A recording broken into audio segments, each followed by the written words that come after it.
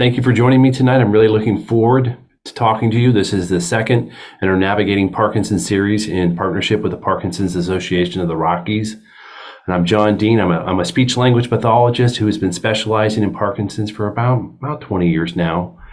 And I'm going to talk to you today about changes in communication associated with Parkinson's and how you might address them. So without further ado, I think I'll get underway.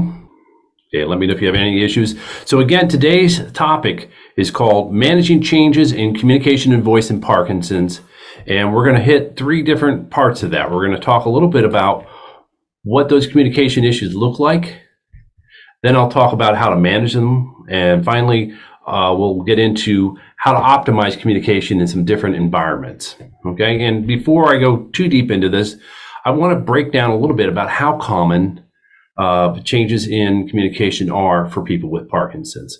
Again, I'm a speech language pathologist, I'm a speech therapist, and to my mind, the quiet voicing in particular, but language or speech changes in general are so common in Parkinson's that I consider them a hallmark. They don't fit into the traditional guidelines, but if you're someone who has a diagnosis of Parkinson's and you're not dealing with this issue, I'm starting to wonder if there may be other explanations for your symptoms. Maybe it's not Parkinson's. So probably the most common statistic that you'll hear is this 89% of people with Parkinson's experience communication difficulties, and that's at some point in the diagnosis. That's over the entire 20, 30, 40 years people live with Parkinson's. That's probably the one you hear a lot because it shows up in a lot of presentations. It's a nice group of researchers out of Sweden. That's absolutely accurate. But then I think when you look at people who have just been diagnosed in the past couple of years, this is a cohort on the right over here, the 40% of recently diagnosed people with Parkinson's reporting issues. That's 500 people diagnosed within the last 2 years, and that's self-identifying. Once you add some researchers and clinicians actually assessing the changes, we find that maybe 78% of people with early untreated Parkinson's are showing signs of changes in their speech, and that's probably somewhere in the middle is the real answer. I can see things sometimes with my equipment that certainly indicate or identify a problem, but it might not be turning into an issue that's actually interfering with your day-to-day yet, but it will be probably something we want to address.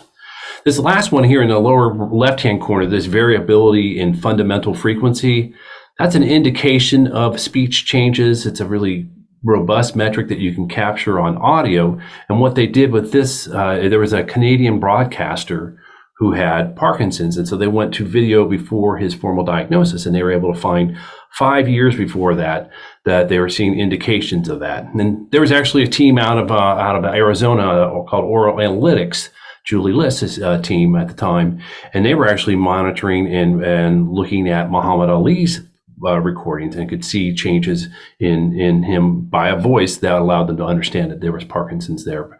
And so I think that you'll see that these issues that are cropping up are probably there early. They might even appear before the diagnosis, like the loss of sense of smell or constipation or some other early appearing issues. And it's something that we can address, so we should be on top of that. From another survey that we did recently, this is some of the impact that maybe people will be experiencing with their changes in communication. And a lot of it has to do with avoiding environments that are stressful. So either social activities or interactions with strangers, or there's one like I avoid loud restaurants. I actually avoid loud restaurants too, but it changes the way you live, then that's a change in your quality of life, and it's something we should be addressing. The one that really makes me sad is the last one here where he says he gets frustrated and says, just never mind, because then you become more isolated. So these are all the way that Parkinson's can influence your communication in a way that really has an influence on your on your quality of life, on your day-to-day living. So the term communication actually encompasses quite a lot of stuff, and I want to make sure that I really cover it. So I'm going to put it into two big baskets. On the one side, in the green bubbles, that's the speech production part of it. That's the motor speech, we say, the movement-related speech. And it starts with your diaphragm providing support so that you can have proper breath control. And you bring a column of air up into past your voice box, your larynx, your vocal folds, and that makes a vibration, and that vibration gets shaped into speech sounds by your lips and your teeth and your tongue and all that stuff. So that's one side of it. But then there's a whole other area on the blue bubbles where you have a lot of cognitive components. You have memory and attention and the word finding that we all hear about. It's quite a common problem. And then there's some motor planning, meaning the way you put things together for language. Prosody is just a fancy term for the music of speech. So when we emphasize something, we add a little bit of maybe a pitch change that makes me say it sounds uncertain, or we're asking a question, or we might emphasize something by really drawing out the sound. And those are things that we do pretty intuitively. But if the changes in your Parkinson's are causing that not to happen, it's going to have an influence on your communication, whether you recognize it right away or not. Pragmatics and nonverbal communication, we'll get into that in a minute here, but there's a lot of stuff that we do when we're communicating with people that say, I understand, or I agree, or I'm not sure. And it's all cultural. But again, these are all these, I won't say intangible, but cognitively related and culturally related components of communication, and the two of them come together so that we can actually, be able to interact with other people through language and communication.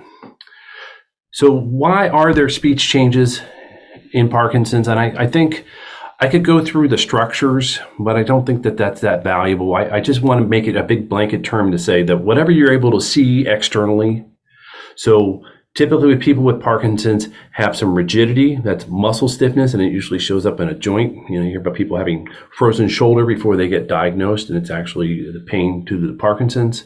Then there's slowness of movement, and those together lead to smaller steps and maybe smaller handwriting and loss of facial expression and then quieter voice.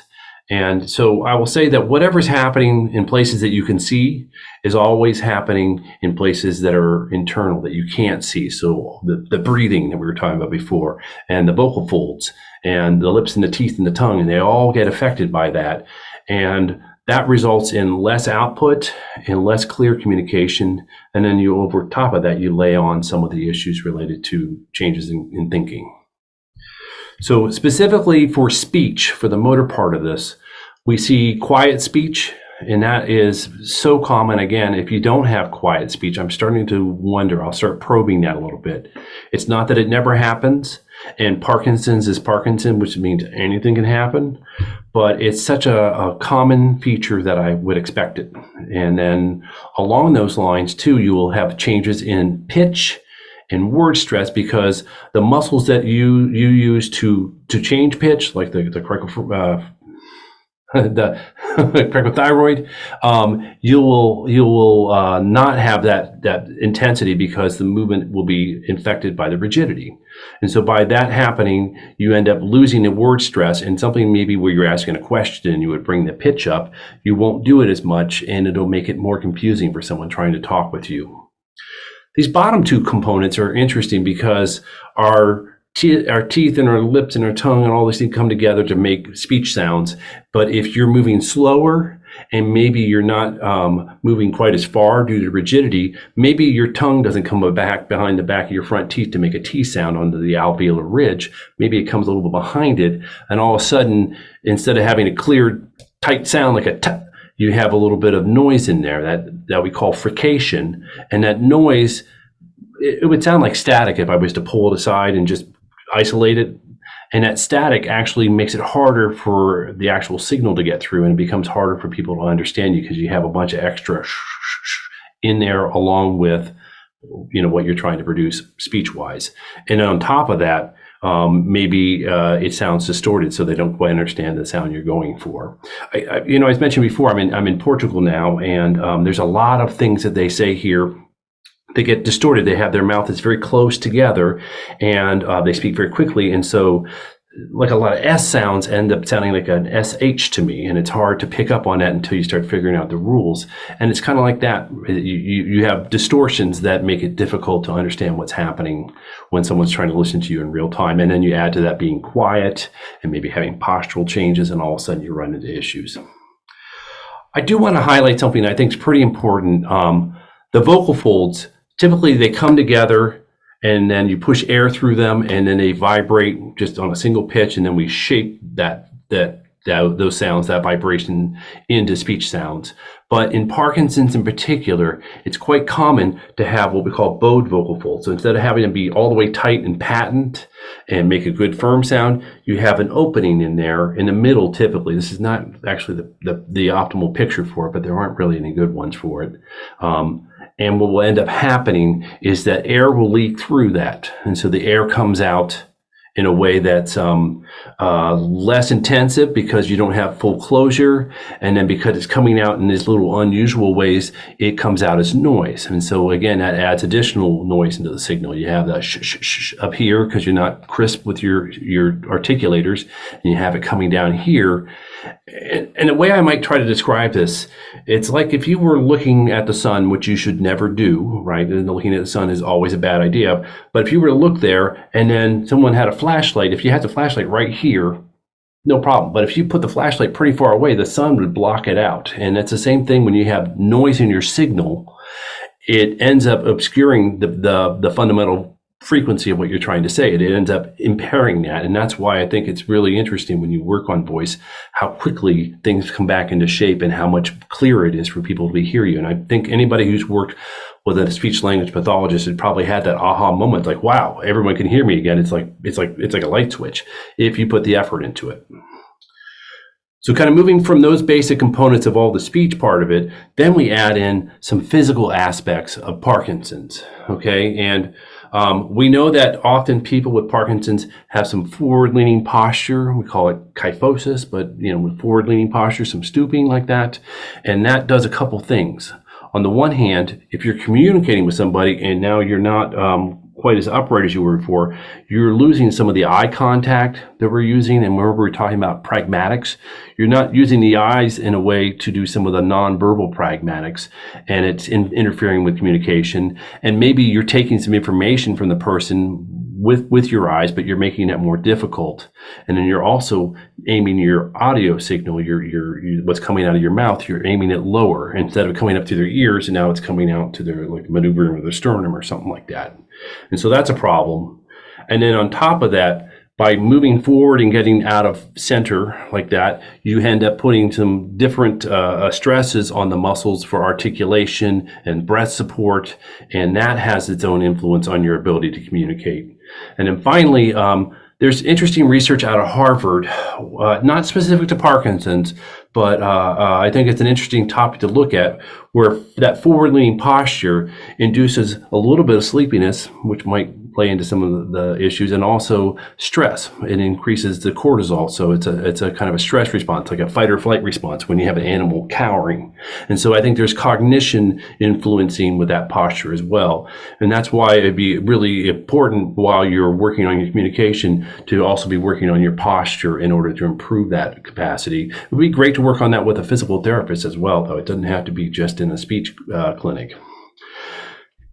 Bringing up a couple more things, there are symptoms of Parkinson's that can also influence your communication that aren't related to movement, and that's the anxiety and the depression that often occur in Parkinson's, and the apathy.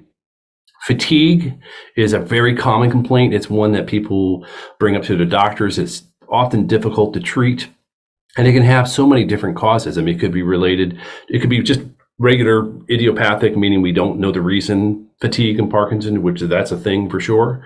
And then it could be related to maybe your sleep quality is not as good as it could be. It could be a medication that you're taking that's inducing some of that. It could be you ate a little bit of something and maybe it was too heavy, and now you have what we call postprandial or after meal kind of sleepiness. It's a real big issue, and I think that those factors also influence your communication, because if you're not 100% attentive, if your attention isn't where it should be, you're not going to be able to follow the conversation as well, and you might not be able to keep up with it if it's moving rather quickly. So I think that's another set of issues, what we call non-motor issues, not movement-related issues, that definitely have an influence here. Then a little off the beaten path, medications may improve certain aspects, okay? People always ask me about, well, what my medications will improve my speech, and there are people who definitely have some benefit, but it's usually related to the things that medications treat in your Parkinson's. So speed of movement always gets better if you're taking Cinemed. I mean, it's one of those what we call dopamine responsive changes. That's a hallmark of Parkinson's. If you take a Cinemed and you get better, that's a good indicator that it is Parkinson's and not something else. So the speed of your articulation will probably improve. That means that you're going to be able to perform the sounds a little bit better, more facilely. Volume, voice may or may not improve because there's some sensory changes with voicing. When you work with a speech language pathologist, we often talk about calibrating your speech production. And it just means that your perception of how much effort it takes in order to be loud enough to be heard has been deteriorated by the Parkinson's. And so you often think, well, I'm talking the way I always talk. This is loud enough. And then when we have you talking louder, it's like, no, I feel like I'm shouting. This is not working. And it's that mismatch. So medications may or may not improve that, but usually it's going to be related to the movement components of that. And what the research usually shows is that intelligibility is not improved. So even though you're able to move your lips and your teeth and your tongue better, and maybe you have a slightly louder voice, you have better breath support, it doesn't necessarily turn into better speech performance. And that's a problem because it doesn't matter if you can do things better without purpose. We want to be able to communicate. And if you can't communicate intelligibly, then that's a reason to work with a speech therapist. And this is another thing is that medications also can wear off, and particularly people who've been living with Parkinson's for longer will notice that the medications have this cycle where you take the pill, you get the benefit, you hold the benefit, and then the benefit starts to disappear, and hopefully you're taking the next pill so that you can dovetail and not have ups and downs where you have these big troughs. But as the medication starts to wear off, you have symptoms that can influence your speech. People often talk about feeling more anxious when they're wearing off. They definitely have some movement changes when that happens. They might feel less cognitively intact at the time. They feel a little foggier is what they say. And so the medication cycle will also influence your speech in a negative way. And that's something to make sure that if you're noticing that's more of a working with the doctor to make sure you're on optimal medications and you're doing everything you can to make sure the cycle is nice and smooth. But it is something that a speech therapist can work with in order to make sure that when you're feeling that we have some techniques for you to be able to push through that while you're waiting for the pill to come back on there. So we're part of the team, but if it's a medication issue, it's a doctor issue. Often people ask me, is this the same for deep brain stimulation or DBS? And DBS does have some evidence for some communication improvements related to movement. So speed and articulation. So that has the evidence is somewhat inconsistent. That's why I put that in there. But there are some benefits. And again, it would be whatever you expect from the medications would probably be here because DBS provides some kind of benefits. Except there probably won't be the up and down. You won't have the wearing off as much. You could have wearing off the meds, but the DBS is pretty steady. So you're getting a steady state the whole time. The problem with DBS is that there are some stimulation related issues that can occur. And when you look here in this graphic, which I almost never have pictures of like brains in these kind of presentations, but this one I needed to show where we're putting the electrode right there at that STN, the subthalamic nucleus. That's probably the most common placement. There are other placements for different positionings for DBS. But this STN is the most common one because it usually results in a reduction in the medications if it's a successful surgery. And that happens to be right on top of the structures of the brainstem, and the brainstem has all of the cranial nerves, has the nuclei for the cranial nerves that are innervating your face and your voice and your eyebrows and all this stuff, and some of it's sensory input. And then these descending cortical bulbar fibers that are kind of interfacing between the brainstem and the brain. And so if you have an electrode there and it's putting electricity out, and maybe some of that is getting towards one of those nuclei, or more likely the descending cortical bulbar fiber, it may influence the speech in a kind of a weird way. It'll make it sound kind of a slurry, or it'll make it be difficult to actually could regulate the volume as much. Sometimes I notice that it's hard for me, for someone who just had DBS, to really get them to amp up their volume until we really recalibrate them. And so You will get some of the benefits. And actually, I had a colleague, someone who comes to one of our classes who just did DBS, and his voice definitely sounds better. So I don't want to make any blanket rules, but it's something to be aware of. And if you're noticing it related to your DBS, it's a doctor conversation because they can probably program around it. And newer versions of DBS have a lot of possibilities between adaptive DBS, which listens to the brain and changes the settings based on what the brain is telling it needs. And then there's ways that you can do current steering where you can actually move the signal one direction and not have it go the other direction. So it's gotten quite sophisticated. So there's a lot of options for it.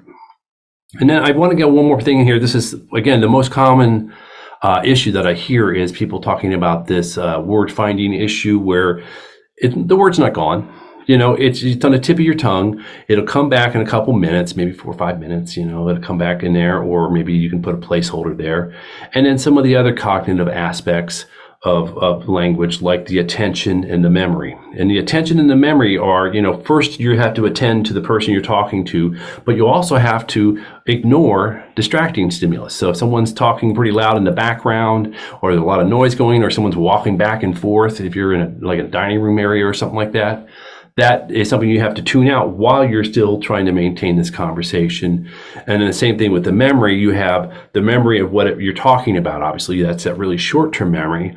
But you might bring up something that happened a couple of years ago. It could be some family history. It could be something that happened, historically in the U.S. or whatever.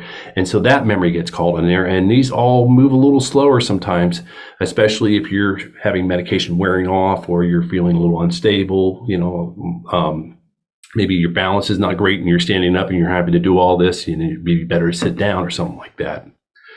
So those are other influences that can happen. And the last one, and the one I think I really want to hit on that I don't know that we always talk about, is the influence of dual task on voice. And the work I've been doing, again, I started in Colorado. I started working in Colorado and I built a bunch of teams in there, and I did a lot of work in different environments there. But the work I've been doing since about 2011 or so is dual task exercise with a physiotherapist, and we notice certain things. We notice that the performance always changes, and in voice, you get delays in response, you get quieter speech, quieter voicing, and then distortions and basically poor performance. They might say the wrong thing. And I have a video actually that I got from Josepha, the physiotherapist, my partner in crime here. And this is a gentleman that's walking around in a clinic here. And let's see if I can get this doing what it's supposed to do. And he's talking pretty well. It's in Portuguese, so I won't translate. But then she adds a task in there. So he's, and now watch how the movement changes dramatically. But listen to the So he's getting quieter and he's slowing down, he's hesitating. And now at this point, she's telling him, hey, ignore the cognitive. Just go back to there. But he doesn't want to do that. And I can totally relate. It's like, no, I got this. I can make this work. So he's actually trying to fix it, and it completely breaks down his walking. But I'd say as a speech therapist, it breaks down his speech. And that's very common. We actually have there's like a sign that we use in certain cognitive assessments where if someone stops walking while they're talking, that's a clear sign that they're protecting their body, but it also says, oh, there's a real dual task interference. So, okay, here you go. So now, those are the components that are affecting communication. And again, we could get really deep into how the muscles working here and everything, but I think it's much more, it's more valuable to look at this globally and just say, a lot of the movement-related issues that you see in Parkinson's are going to influence the movement-related issues of speech. And then you add on top of that the cognitive changes that may be happening. And then the influence of medications, good and bad, the influence of DBS, good and bad. And that really gets to what we're trying to address. We're trying to address communication problems in Parkinson's. So globally speaking, it's Parkinson's, and what you would expect to see physically is influencing the communication, and then the treatments are also having an influence there. So how do we address it? Well, again, a speech language pathologist is going to be the person that you're going to work with, and that's someone with specialized training in communication. And we all have a certain set of credentials in the United States, but I'm going to say that it's very important for you to work with a speech language pathologist that has some specialized training in Parkinson's. If you happen to be someplace where they work with a neurologist that's trained in Parkinson's, that's great. Those people are going to be fantastic. But there'll be plenty of people all around. I mean, again, when I was working in Colorado, we had 15 programs around the state. So you can have therapists that have specialized training and work with a lot of Parkinson's. And what you're looking for is training in either LSVT loud or speak out. And those are the two basics. There are many other approaches, and I use a lot of other approaches. But to me, core credentialing, you should have training in one or the other, or optimally both. Obviously, I have training in both and training in some other approaches. It's you really need this basic information, especially for LSVT, which has its roots in Colorado. Actually, one of the two developers of it, Professor Ramig, was in Colorado at the University of Colorado in Boulder.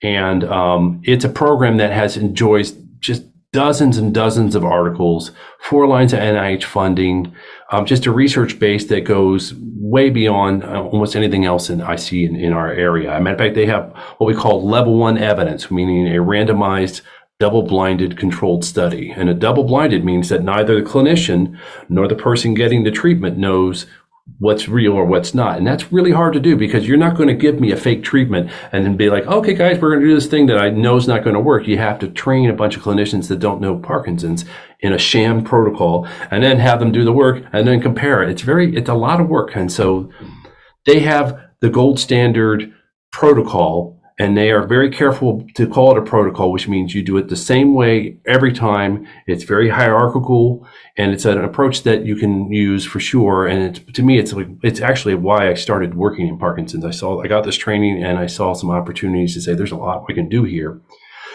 I will say that I don't usually use it in its normal format anymore. I wouldn't deign to call it LSVT if I was doing it, unless I was really doing a protocol, because they're very careful about it. But it is a very good program. And if you have a clinician that has training in this, that's a great sign. That means that they know what's going on, and they have some basics there. And they have a program that's called Loud for Life. It's a carryover group. And I remember another Coloradan, Angela Halpern. I remember when she was building it in 2013, 2014, something like that.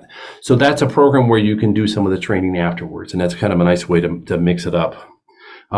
They have a program that's a competitor to them called Speak Out. It's from the Parkinson's Voice Project. And what I like about their program is that I think they're coming much more from a clinical side of it. Samantha Landry, their founder, is definitely a master clinician, and you can see it in some of the ways that they disseminate their work. So they actually have a workbook that everybody who works with a Speak Out trained clinician gets for free. They do a lot of fundraising, and they'll ship this book, and it has all the materials. And basically, you can go through one page and the next page and the next page, and it's very sequential. And to me, it cuts a lot of the friction, a lot of the difficulty from making sure that you're going to practice every day, because you have to practice every day. And so it's a great program down in Texas, but they have clinics all around. I'm sure you have Speak Out clinicians. I was the first one in Colorado to get trained in 2011, but I'm sure you have dozens of them by now. And they also have a nice group called the Loud Crowd, which is a carryover group that has its own book. And so it's a nice program. And I'm just going to say, I'm not picking favorites or anything. I'm just saying, your speech therapist has to have training in one of these two programs, or I would consider looking for someone who does, because you just need to know a little bit about Parkinson's. You really want to know a lot about Parkinson's, but these two programs are where I would start. Now, moving beyond there, sometimes you can't get the results you want, and it could be related to other factors. It could be related to something not at all related to Parkinson's even. And sometimes you can look for technologies that can improve your speech. And there's a product out there that's been around for quite a long time called Speech Vibe. And what's interesting about it is you wear it in your ear like an AirPod. You have just one ear though. And what will happen is when it senses that you're talking, it'll put loud noise into your ear. And what that does is it triggers something called the lumbar effect. And the lumbar effect is a reflex. So you can't thwart it. You can't be like, no, I'm going to not, when the doctor hits your kneecap with the little hammer, you get the patellar reflex. It's going to happen. You can't stop it. And that's really interesting. The research on this is very, very old, but we had trouble because initially the researchers were using like a white noise, like a shh sound, and we would adapt to it. It would work for a while, and then eventually people would think, oh, that's not an important noise, and you would tune it out, right? And so what this team did is they started figuring out that you could use basically a recording of like a noisy like dinner party setting, what they call multi-speaker babble. So there's a lot of people talking, and our brains won't tune that out, mainly because we're very narcissistic and we're always like, are they talking about me? You can't stop listening. And that does a lot. That does a lot to make this a lot more robust. And they've been around for, I'm trying to think of when I met their CEO a long time ago when he was doing the first round of fundraising for this. I want to say 12 years, a long time. And they've really gone through it. And now they're at the point where they actually have a Medicare reimbursement code. So it's like durable medical equipment. So you get a lot of it covered by Medicare, which is great. So it's another alternative to consider. And they're even starting to publish very cool research where they use the device in conjunction with a speech therapy program and show that the people using the device have an easier time increasing their volume because they get this little digital support. And so they have better outcomes and, well, at least similar outcomes, let me be fair, but without as much difficulty, without as much, with a better satisfaction is what I would say. And so it's kind of a cool way to look at that. So that's an interesting piece of technology that's available right now. And again, if you have a speech language pathologist you're working with and you get to a point where you're not getting everything you need, you can ask them about this and they can help you get set up with a device and try it out. And eventually, if you need one, get it from Medicare. So I'm making sure I'm not missing any chat. So I'm going to keep going, guys, but you can feel free to ask questions. Okay, another really interesting bit of research that I think everyone should be considering now has to do with breath training. And initially, the research coming out of this was showing benefits for swallowing, and it took a while for the research to show benefits for voice, even though I know they were looking for voice initially. And what's good about this is that it's a very simple thing that you can do. You do basically 5 sets of 5 every day, and it's something you can kind of do pretty easily along with everything else. It's not really it's not so time consuming and it doesn't require a lot of equipment. But the EMST device, the blue one, happens to have quite a bit of research, and it's published out of a clinic in Florida that has like a 30, maybe even 40-year history of publishing some of the best speech research in the country. So it's really well researched. It's got great data. And what I like about the blue one, it's a threshold trainer. So you can set it to a certain threshold of pressure, then you blow, and that gives you, if you blow hard enough, then you can open it up and you get the training. And if you don't blow in hard enough, then you didn't achieve the threshold. And so it's a lot easier to really calibrate effort. I occasionally have some people who can't handle it even at its lowest level. And sometimes I'll even put a little adapter, and a little duckbill adapter, and sometimes that won't even work. And if that's the case, then I might consider going to a resistance trainer, and the breather is probably the best one out there for that. That one doesn't actually have a threshold. It's just breathing against resistance. And the problem with that, it's harder to calibrate. I mean, you can put a meter on it, but it's not as good. So I like the first one more, but both of them are acceptable. And if you have a speech language pathologist that has given you one or the other, they've done that for a reason, and it's totally fine. So I'm not countermanding that. I want to talk a little bit about word finding treatment because it's such a common problem. And I think that ideas like using a Sudoku or word search or crossword puzzles, they're fine and they're fun and they're engaging, but they're not going to really do anything to improve your ability to find the right word at the right time. And it's just the evidence isn't there. I would say the same thing for like lumosity and stuff like that. It really doesn't show much benefit for it. We sometimes do some online classes and we'll incorporate kind of a naming to confrontation, like a categories thing. We'll do that with aerobic activity because the aerobic activity can actually drive that a little bit and improve some consolidation of that. It also is a dual task. And I think that's really important because the most of the time when you're walking with somebody and then you have to talk, that's when the load happens. And so by doing it while we're doing an activity, it makes it much more realistic, much more like what you're going to encounter in your day-to-day life. And that's why we would do it this way. And then there's other ways to do it. I'm just going to show a quick little video of an online, some online session stuff that we do. And it's the same kind of thing. You use your voice while you're doing the movement, and it becomes a lot more like the way you do it day to day. And that seems to have more benefit for word finding and actually keeping the speech going at the same time. Once you add in an additional cognitive load, and then you have to use a nice loud voice and keep your voice going, it has a real interference. It's called dual task interference. It has a real interference on performance. That's what we're here for. Okay, which is the shortest is a toothpick, a hairbrush, one movement for one movement for the other, and they have to decide and they have to use the right movement. Toothpick, right on the money, boys. Okay, which is the heaviest? So one movement, other movement. A stool, a chair, sofa, probably the sofa. Okay, this is short for. Now they're having to track around the room. It's all showing up around it, so they have to look for it and then do the word finding. And then do the movement while they're doing the word finding. So they're pointing to it at the same time. Yeah, good. And it kind of makes machine, but you're going to need machine later on. How about cardboard? Box, good. And then you have book, shelf, good. And you have bath, and then finally, slit.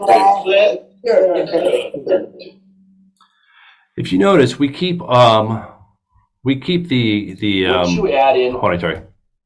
We actually keep the microphones on for the class, and I think that's helpful because part of the cacophony makes it more challenging. So we like that. And also I like to be able to hear the responses because I can tell when we're losing people or when it's not working as well, when they're getting quieter or when they're giving just the response and they're not doing the movement anymore. Now I know it's too cognitively demanded. So it seems a little bit scary, but at the same time, it's a little bit more like real life. And that's what we kind of keep shooting for. We want to make sure that the exercises mimic the things you're doing on a day-to-day basis so that when you go out and try to do something in your real life, you have skills that you built rather than something that's very hierarchical and structured and classically set up rather than functionally set up. I have a lot of people ask me about choirs, and I think choirs are awesome. I love singing. I have a music background. They're great for socialization. There's a lot of functional cognitive components, memorizing the words and understanding and following where you're supposed to come in and all that kind of stuff. And so it has also some components that can exercise your voice and your breath. But I do want to caution that it's not going to be a substitute. It's not going to be something you do instead of we're going to an SLP. And if you look at the body of research for choirs, it's the choirs that incorporate a speech language pathologist into the mix somewhere, whether they come in and do a session or whether they're actually teaching it. Both models are out there. Those are the ones that actually show real gains that you can see in a clinic versus just doing it. But just doing it for fun, there's nothing wrong with it. And we know more than ever, especially going through all this nonsense with COVID, that socialization matters. So it's a very good opportunity, and I would consider doing it. You can any way you can do that kind of stuff is good. So I want to manage now how we're going to address things, okay? And I'm just keeping my eyes on the chat, so if anyone's got something, let me know, but I'm just moving it through here. So when you are trying to communicate in different settings, whether it's a family meal or it's a holiday gathering or it's out at a restaurant, you need to try to be smart about the way you're setting that up so you're set up for success. And the first thing is to address any reversible factors. So if you have vision changes, and most people, as we get older, we have vision changes, fixing that can be very valuable. And actually, there are vision changes that are associated with Parkinson's. And so if you happen to have not had a hearing screening lately, or a vision screening lately, it might pick up on some of that, and that can be something that you can address as well.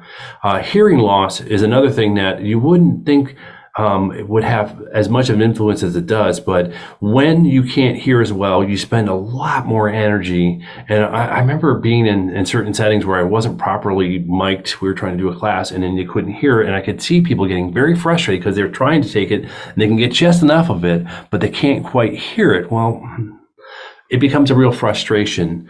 And recently, several years ago, the FDA has approved over-the-counter hearing aids, and that allows for much cheaper ways to do this, and they all integrate with your phones and your televisions. So it's something to consider if you haven't done it. I think another thing to do before you start looking about lighting in the restaurant is to understand how to best communicate, whether you're the person living with Parkinson's or you're the care partner. And I think, again, for people with Parkinson's, making sure you're upright and you have full breath support, and then that allows you to make eye contact because now you're looking at the person and you're aiming your audio towards their ears. And then keep things steady. Own your time. So your steady rate of speech. Take your time so that people don't try to cut you off. You can give them hand gestures. You can let them know that you're not done. You can use your nonverbal communication. And then if you have a problem that's not working, don't feel like you need to restart all the way at the beginning. Just correct what's not working. Just fix the part that's broken. And then for someone who's a care partner, getting rid of the noises and distractions is key. Being backlit is a common way to make things difficult, because if you have a bunch of light coming here, it makes your face darker, and also all the light kind of makes it difficult for them to focus their eyes because they're trying to protect themselves from the light. So be careful about being in front of a window or with bright lights behind you, because it'll throw off the communication. And then a lot of the same things we were saying there before, where if you have something that broke down, just fix the part that broke down. And if things are getting too long, break it down to yes, no, shorter phrases, and that way it's easier for everybody.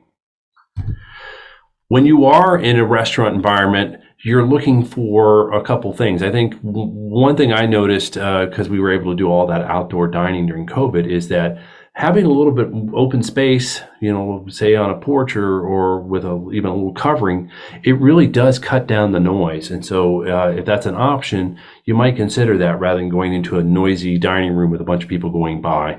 And speaking of people going by, if you're sitting in a place, if you can get situated where there isn't like you're right by the kitchen or right by the bathroom where people are passing by, that's a lot of visual noise in addition to auditory noise. It makes it easier to not get distracted, and so like a booth might be a much better situation than a table that's right there where the kitchen doors are opening up or something like that. You can augment it sometimes with technology if you have like a speaker or something like that. And I do see someone in the chat here, so I'm going to make sure I got this. The name of the in-ear device is called the Speech Vive, V-I-V-E. I believe that they're one of the representatives. I believe Ashley Lambert's still in Colorado. I think she was working with them. But if you go to a speech language pathologist, they will be able to help you dig it up. And maybe Par might know some people to talk to as well. But it's called Speech Vive, V-I-V-E. They actually have an app so you can test it out, but I would test it with a therapist. I wouldn't wing that part of it. But we were talking about technology. This is perfect. A little more lo-fi technologies. You can get these little portable amplifiers that you can use. And again, a restaurant's a great setting for that. And I have an image of that later on, so I'll come to that. But that's another way to do that. If you're at a smaller group meal, this is a pretty noisy restaurant. I wouldn't want to go here necessarily. But if you're just with a couple friends, consider positioning. Make sure that maybe the person who's having the hardest time communicating to right in the middle, so they don't have to shout over a couple people to get their point across. Keep the topics more global and don't get too specific where someone's got to keep track of a bunch of details. I will say again, as a speech language pathologist, we do a lot of work on swallowing, and swallowing while you're trying to communicate. This is already difficult enough. Getting food in and drinking the liquids without making it go down the wrong pipe is plenty of effort without having to try to get louder and stay abreast of a bunch of topics that are going all over the place, or maybe some crosstalk. Maybe there's a conversation here and a conversation there. Those are ways to make it too complicated. So try to keep it really open. And then with your care partner, maybe you can get some signals, hey, it's getting a little too noisy for me, or hey, could you help answer this question? You have to decide what level of help you want or don't want. It's totally personal, but work on those cues ahead of time so that when you're in those environments, you can call upon it when you need it. And maybe you don't need it every time. Maybe you're feeling great. I got it, dear. And then maybe medication's wearing off, or it's been a long day, and maybe it's like, give me a little help with this part, or help me finish the story, or whatever it is. We had dinner with a couple that living with Parkinson's. down in the Algarve, and we came up to this famous restaurant that was in the Netflix Somebody Feed Phil, and that was their trick. They were like, hey, I know that sometimes these stories are better if I kind of started up there, and then my husband helped me finish it like that. I thought it was a really cool way to handle it. Oh, another one here. Okay. Yeah, someone says, is there some simple voice exercises singing we can do to improve voice projection besides yelling and screaming? Not that it's not helpful. I think that this is an interesting topic, and we get this into some classes, because I do think that loud is established, it works, so you agree it is helpful, but there are ways to work on voice that focus on what we call frontal focus. A resonant voice therapy is one of those, and a lot of clinicians have training in that. And then the idea with that is you're trying to use as much effort as it takes to produce a good quality sound, without necessarily as much effort as you can. And sometimes I'll sneak those kind of exercises into an activity to get people used to the idea that if you use a little more air, you can be louder without necessarily having to fight and struggle. But again, going back to the evidence, and especially the LSVT evidence, the muscles that you have are often weak and atrophied and need to be strengthened. And once you strengthen them, the amount of effort you're going to use is not going to be as much. And so it's worth doing those effortful exercises until you get stronger, so that you can call upon that more frequently. I think the worst case scenario, and you're talking about this in your chat question, is if you haven't been keeping up with the exercise and maybe your communication is not feeling that good, and then you get put into a stressful situation, you're the holiday meal or you're at a family reunion, and all of a sudden you're called upon to do a lot more talking, but the muscles here are a little bit out of shape, and so now you're using them in really unhealthy ways because you haven't maintained the base. Now, specific to the exercises, I would recommend again, the singing exercises I was talking about before. There are some voice exercises that you could do. I'm trying to think. I think I did a series last year. Annie, you would know where this is before I could find it. But I did a series last year for PAR along with Josefa, the physiotherapist. And I think there was a voice series in there that's available on demand. We do some free classes for different entities around the U.S. And so those are other places. I'm sure PAR might have some other options for that. So those programs can be other ways to get some exercise. But I would never consider them instead of seeing a speech therapist. So they're an adjunct to help it. This is one-on-one mealtime stuff that I want to get into just real quick, is make sure that you're slowing things down. Hopefully, if you're eating with someone, they're monitoring and they're not trying to ask you a really important question while you're getting ready to drink something really important, or you're chewing something that's really hard. Again, getting rid of the distractions is critical, so less noise, turning the TV off if you have the TV in the background, just to make things a little bit easier to focus on. And then, you can take your turns while you're eating so that no one has to be doing all the work, but also doesn't have to be trying to talk while they should be eating. Oh, here's another one here. Oh, yeah, Annie, thank you. Annie's put the links in there. So, yes, we have a couple of them in there on their YouTube channel. If you haven't checked out their YouTube channel, they put a lot of great stuff on there. And then here's the amplifiers talking about. These are very cheap. They used to be a lot more expensive and kind of a pain in the neck, but I see billions of them now on Amazon for $40 or so. And it's just it's the size of like a family-sized box of raisins. They have a rechargeable battery that lasts like 8-9 hours, and then it has a headphone that you can put on. Some people fight against the headphones, so you can get a lapel version and put it up here, but I will say that the headphone's easier. I usually wear the headphone. Let's see if I got one right here I can show you. I usually wear the headphone around my neck like this, and I keep it low, and then if I really you can't hear me, I can put it right up and talk, and then I get it out of my way. And then it looks like look less like I'm taking your phone order on QVC. But the lapel also works, and you can again talk into it. I do push people away from the wireless mics. I want them to work, but they've been so inconsistent that I fear that the second you really, really need the wireless mic to work, it's going to fail on you, and then it just hasn't been as good as it could be. So people should make a better version of that and sell it for a little more money, but Amazon. So. I will say if you're on Zoom calls, having an external microphone can help quite a bit, and you can have something that's just a little desktop that fits on. That's a gaming microphone. I have one that I got this when I got some software from LSVT, and I love the microphone. This portable condenser mic just fits on your screen, and both of those help a lot. Although today I'm on the microphone for the computer, so it's fine. But if you had difficulty, that'd be the one thing to consider. A pair of headphones that has a microphone on it can also be really helpful, especially if that microphone is adjustable, because you're just pushing the signal right where into the microphone, and that's nice. If you're on a phone, when you're talking on a phone, the microphone's almost always at the bottom, so talking this way makes you as loud as possible because you're just pushing the audio right into there.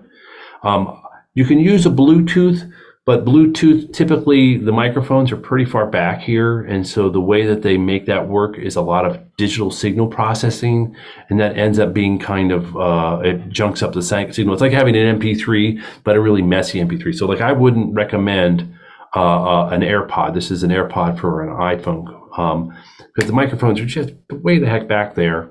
So if you're going to get a Bluetooth, they have ones that have a little longer arm, and I would consider that because then you get it closer to your mouth.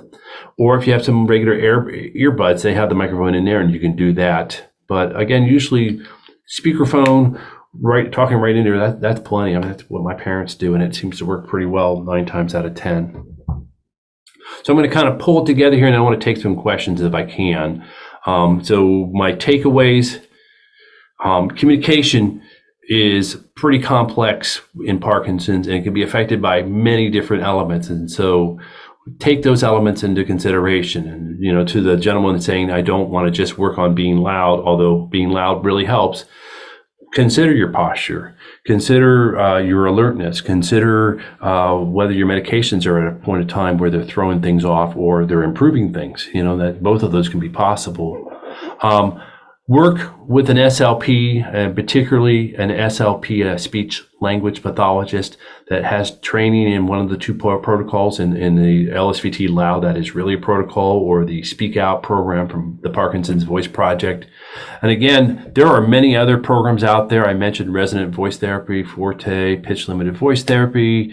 I even use Joe Stemple exercises every now and then, vocal function exercises. There's a lot out there, but core credentialing would be LSVT LAU and or Speak Out. And if they have other things, that's great. They have a music background, that's great. But those 2 things are pretty important. When you're going to environments where you have to talk publicly, whether it's, a family gathering, whether it's a restaurant, be picky. Pick the environment well. Get the booth that's far away from all the noise. Don't get in front of the bathroom. People are coming in and out and making a bunch of noise. Maybe select restaurants that actually have a quieter environment. I really think that somebody should make up a business where they basically go to restaurants and like, hi, I can cut 11 decibels from here by putting the right kind of paneling up here and putting some tapestries on the wall, because I would go to that restaurant. And then if you haven't done recently, you should all get a hearing and a vision screening. So it's easy to do.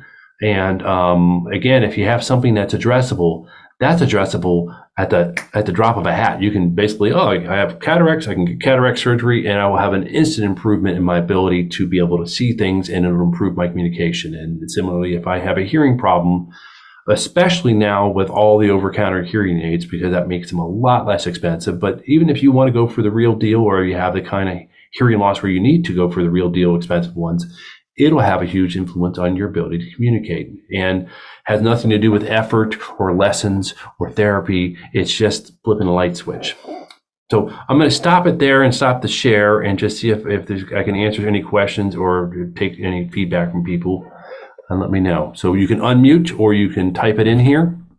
Oh, okay. So are the over-the-counter hearing aids as good as the expensive ones? On paper, yes, and they're FDA approved for mild to moderate hearing loss. I have to say, audiologists will be able to direct you towards what the best option is.